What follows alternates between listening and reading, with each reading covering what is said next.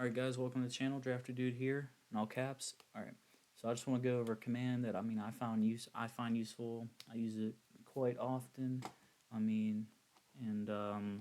Say you come over. I couldn't remember it the one time, so I was trying to look it up, but I ended up remembering.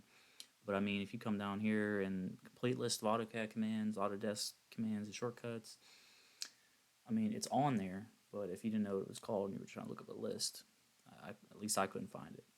But you see here, I come down here to W's, I see W block, wedge, navs, wheel. I don't see it there. I come here to complete list of AutoCAD commands is what it's claiming. I come down here to W, I see W block and wedge. I don't see the one that I was looking for.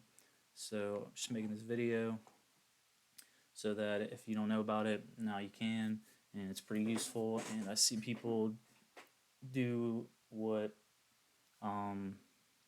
you would do if you didn't know about the command, which is, it's a little agitating, I'm not gonna lie, but do what you gotta do. So what the command is called is Wipeout, and show you how it works, show you how I find it useful. It's a pretty good command. And if you look it up, Wipeout on Autodesk, it comes up, tells you how it works. It just, for some reason, it ain't on any of those lists that I pulled up. So Wipeout is going to be, you can just type in WI to bring up Wipeout, or you can type it all out. And so what it does is you start selecting points to make a polygon, or whatever kind of polygon you want to make. When you're done making clicks, you hit enter, and then you have a wipeout. So it wipes out everything behind it. And if these lines were in here, then you can pick the draw order. And if those lines were in there, you would just bring the wipeout up a layer, bring it to the front, send it to the back if the lines were in there like this.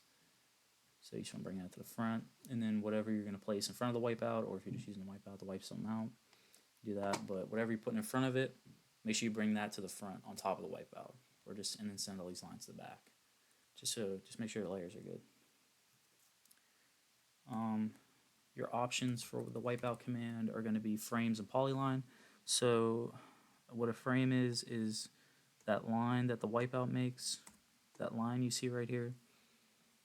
You can choose to turn that off or on, or you can display it in model space, but it won't plot it and publish it.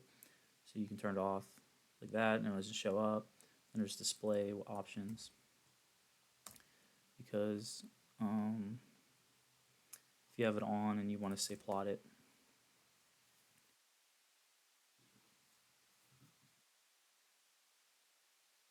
it will show up like that.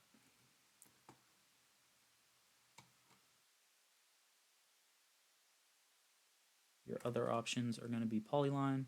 So if I have like a rectangle or something down here, as long as it's a closed polygon and it's closed, just go to wipeout, hit polyline, select it. You can choose to erase the actual shape or not, and then it converts it to a wipeout. And these have to be 0 lines. Say if I had like big old thick lines like this on like a polygon.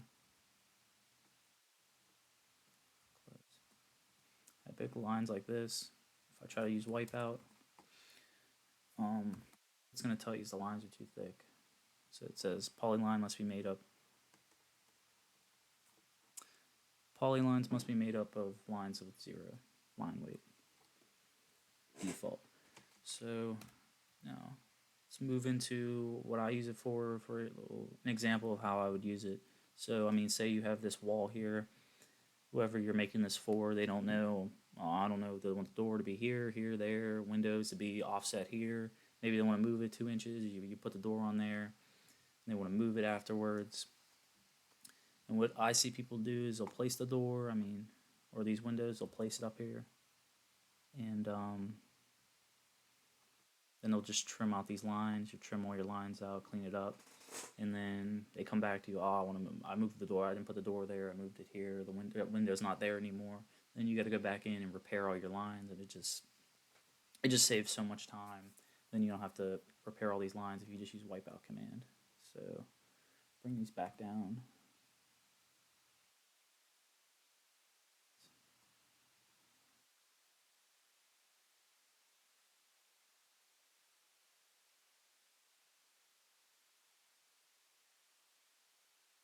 these back down. Alright, so say we'll use a wipeout on like this door here, just to be a little bit quicker. Outline the door, wipeout, enter, and then click the wipeout, draw order, send under objects, select the door, enter, and now the wipeout's right below those lines, and then you can just take the door, put it up on there, and then now these lines are they're wiped away, but they still exist, but when you plot it, they won't show up. It's pretty nice. And then, we moved the door here, we got a different door, then you want to go to repairing your lines. We gotta send these lines under a layer.